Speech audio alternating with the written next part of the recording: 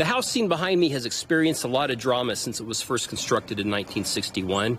In the late 1970s, it would see the downfall of a very wealthy socialite, and soon after was the site of Palm Springs' first triple homicide. In other words, if these walls can talk, they'd be screaming. George Nader is the most prominent name on the list of the house's previous owners. No one's going to hurt you. If you behave yourself, you're going to be all right. The former B-movie actor moved into the house in 1991, along with his life partner, Mark Miller. Miller was the personal secretary to Rock Hudson, who regarded Miller and Nader to be members of his extended family. Hudson would will the couple the interest from his $27 million estate following his death from AIDS complications in 1985. Nader would occupy the house until his death in 2002. Miller would pass away in 2015. But even before George Nader purchased the house, it had a troubling history. During the mid-1970s, this house was occupied by Greg Sherwood, a former pinup girl and actress who happened to be the widow of Horace Dodge Jr., an heir to the Dodge Motor Company family fortune. After making the statement, "I can't afford this woman," Horace Dodge would initiate divorce proceedings. Unfortunately, the divorce was not yet finalized when Dodge passed away in 1963. So Greg Sherwood would not only inherit $11 million, she would gain an additional $9 million from suing her former mother-in-law. Sherwood would marry her bodyguard, a former police officer, and the two would lose every dollar due to their extravagant lifestyle. Sherwood would file for bankruptcy, but not before pleading guilty to embezzling from her son's trust fund. She would leave this house in Palm Springs' wealthy Las Palmas neighborhood in 1977. And 1 year later, this house would gain notoriety for something truly terrifying.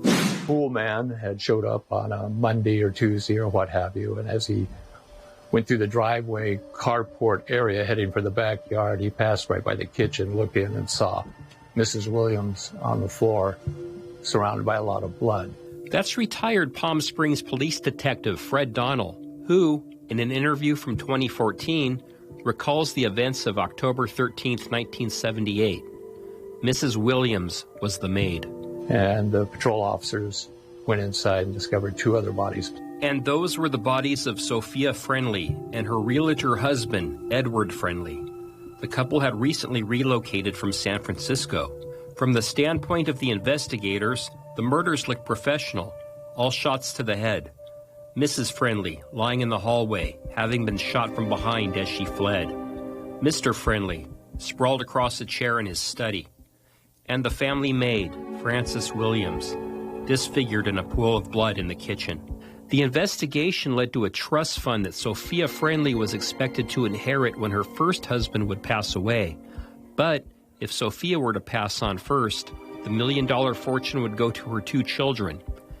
At the time that Sophia Friendly was murdered, her ex-husband was on his deathbed with terminal cancer. Sophia's son, Ed Hutton, was a likely suspect, along with one of his friends, a man named Andreas Christensen, who had returned to his home in Denmark. The Palm Springs police labeled Christensen a person of interest and attempted to track him down, which they did when he robbed a bank in Copenhagen. Investigators flew there to interview him. The entire interview was just a cat and mouse game. We'd ask him where he was at a certain time.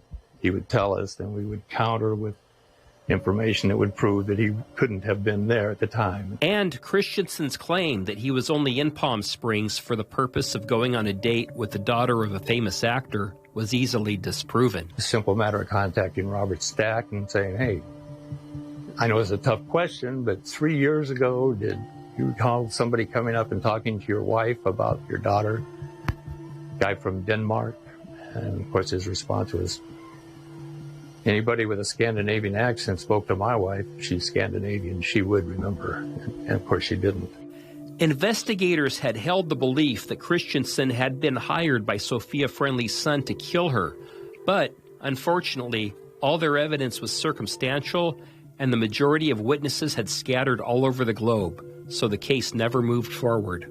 I'd love to see it come to a conclusion.